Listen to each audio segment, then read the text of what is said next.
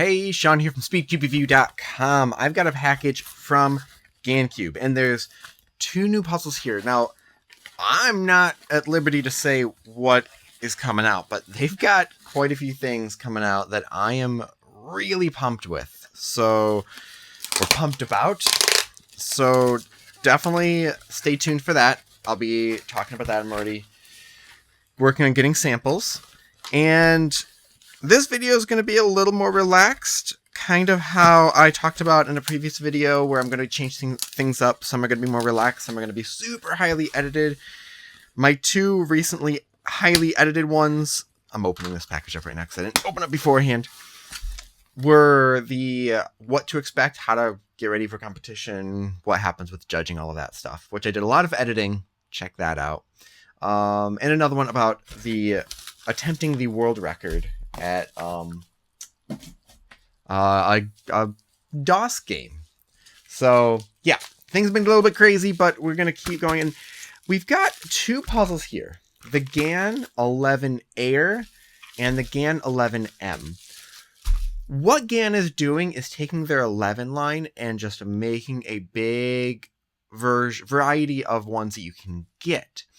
And this is, they've kind of done this before, but more progressive. So, quick rundown on GAN puzzles. I actually had a video and I deleted it because I hated how it went. So I deleted that whole video. So quick rundown. After they came out with the GAN 3, which was a 55mm puzzle, they came out with the GAN 357. And there was a couple versions of that. Mainly the core kept changing. It was super flexible at first, like a nylon flexible core. And then it became more rigid. And then after they came out with the 356, they came out with the 357 Ultimate, which had like a metal core. The 356 has been their flagship. There's the first one, then they made a new version. I don't remember if it was called the V2 or it was like had an S at the end of it, but they changed the center cap. So you know how all the center caps have like a circle? That was the alteration they made on those caps for the 356. And there's been different versions. Usually those were just getting lighter. And I think they were getting a little more stable. The first 356 was very flexible. So they're a little more stable, a little bit lighter. And then after the Ultimate came out, they made the UM, the Ultimate Magnetic. And then there was the SM, which I can't remember. The name was really weird with that one of what the SM stood for. But that's when the magnets were built in. That's when they started really doing that. Then the next big thing, the next big leap forward was with the X and the XS, and I still prefer the XV1. I have ones with half bright shades, but I love the V1 because I love that tensioning system, the old school tensioning system where you just screwed it or loosened it however much you want. That's my favorite one, and really if you had any of them, they're pretty much going to get you the exact same times. And the GAN 11M Pro has everything. You have adjustable magnets, you have adjustable tensions, you have then other pieces you can replace to adjust the tensions even more. And they came out with some other ones that just have the core magnets. So the 11M Duo has the core magnets as well as the edge ones. Which one's which? The 11M just has the edge corner magnets, standard 3x3 magnets we've seen for years now. And the Air has none of it. So if you really don't want magnets, if you want one that you can magnetize yourself, that would be good. Now, I haven't tried to magnetize a GameCube in a while, so I don't know what's changed with it. I remember getting caps off has been getting more and more difficult. But those are your options. We're going to open it up and we're going to do some solves. Now, as far as pricing, I don't really know. They don't give me that. Since GAN sent me these, I'm going to link directly to their Amazon store. I'm also going to link to SpeedCubeShop.com in case you would like to buy it from that shop. And then you can also use discount code as well, which I'll put in the description. Okay, let's start with the 11M. I like magnets in puzzles. I like strong magnets in puzzles. Especially I like strong magnets because I feel like all the puzzles have been getting more and more flexible. And if they're flexible, the magnets help stabilize that. AI beginner tutorial on Cube Station. So they're advertising Cube Station for the regular puzzles. Let's see what's inside this box. A bag, other tensioning things, the standard affair.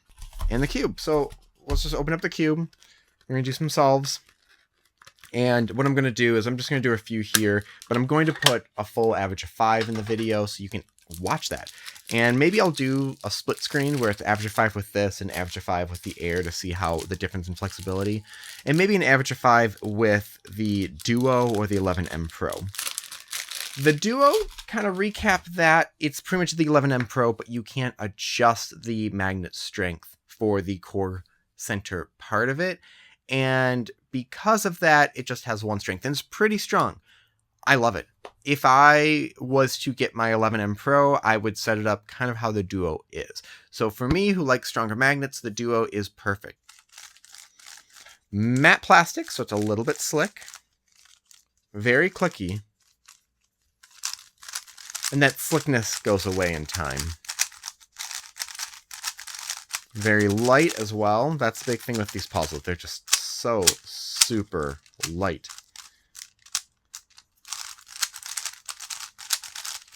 Yeah, one thing with the Duo is that it just feels more stable. We have the same tensioning system we've seen for the past few years since the XV2. Although I think the XV2 came out after the XS. So the XS might have been the first one with that, and then the XV2 was the X with that new core. And also matte finish on the pieces.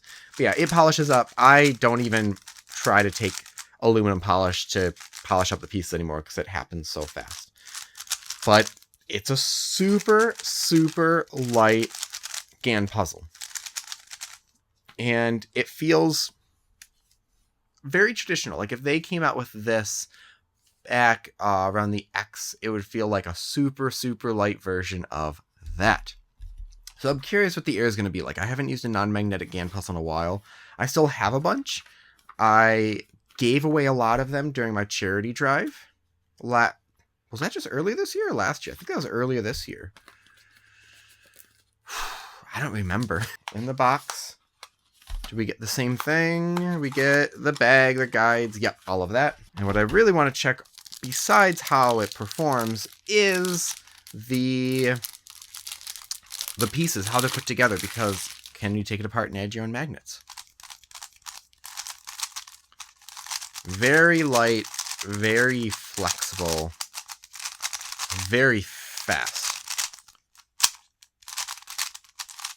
Ugh. Okay, let me actually solve this and not just do a million J-perms.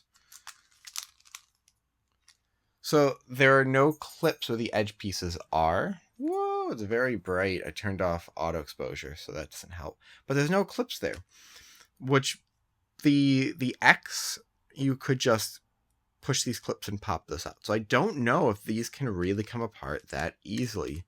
And the core is the clear plastic core. Nylon, I don't know what to call it. They've been fine. I've never had any of them break for any reason. But this is such a light puzzle. Now, I was not a big fan of ultra light puzzles. I like a little bit more heft to it. However, my hands have been hurting a lot lately, and I believe it's arthritis. I need to go to the doctors and have them maybe do an official check on that.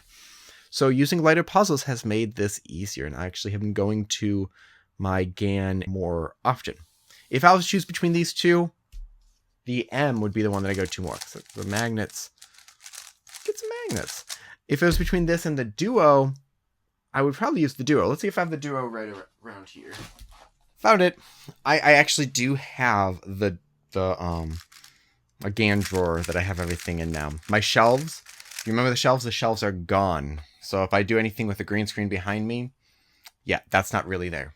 And my camera's way far back, so I can't really do it the same way. But the Duo I've used quite a bit. The plastic has polished up. And if it was between these three, I would use the Duo. Out of the box, they're great tensions. But it really deals with flexibility and what you prefer. I know some people don't want magnets, especially if they're doing something like blind. But that would be my choice. And since I know what I like at this point, and I know the Duo works, I get that. If you don't know and want to keep messing with it, the 11M Pro would be the big, crazy one to get. I think the reason why I like the X is that heft makes it feel a little more stable. It doesn't feel as loosey-goosey, if I was to use a technical term. But awesome. Yeah, Gan, thank you for sending these to me. I'm super excited. I know a couple things that are coming out, and then a little nugget of info was also dropped about something else, and I'm like, I'm ready. I'm ready for this to come out. So hopefully that comes out pretty soon. Thank you very much for watching. Like I said, links in the description where you can get this.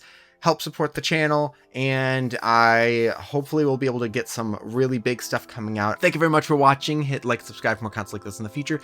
Leave your thoughts and questions in the comment section below. And as always, stop by speedcubeview.com for news and reviews.